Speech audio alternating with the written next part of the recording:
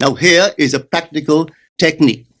The first thing you do, you must know exactly what you want in this world. When you know exactly what you want, make as lifelike a representation as possible of what you would see and what you would touch and what you would do and physically moving in such a state. For example, suppose I wanted a home, but I had no money, but I still know what I want. Without taking anything into consideration, I would make as lifelike a representation of the home that I would like, with all the things in it that I would want. And then, this night, as I would go to bed, I would, in a drowsy, sleepy state, the state that borders upon sleep, I would imagine that I am actually in such a house, that were I to step off the bed, I would step upon the floor of that house. Were I to leave this room, I would enter the room that is adjacent to my imagined room in that house.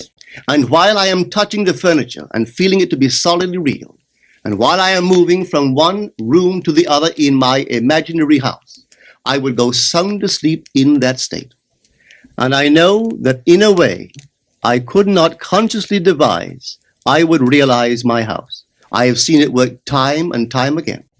If I wanted promotion in my business, I would ask myself what additional responsibilities would be mine were I to be given this great promotion.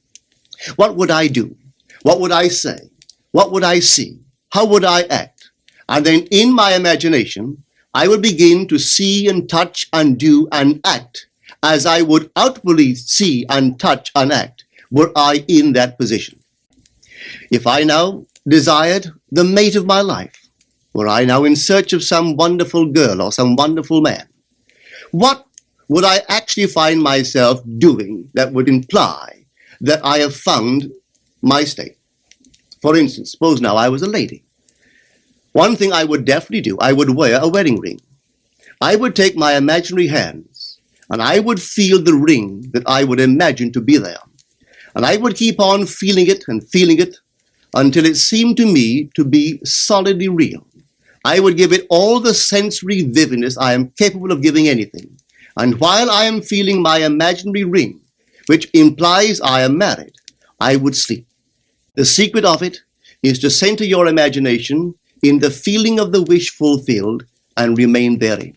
For in our capacity to live in the feeling of the wish fulfilled lies our capacity to live the more abundant life.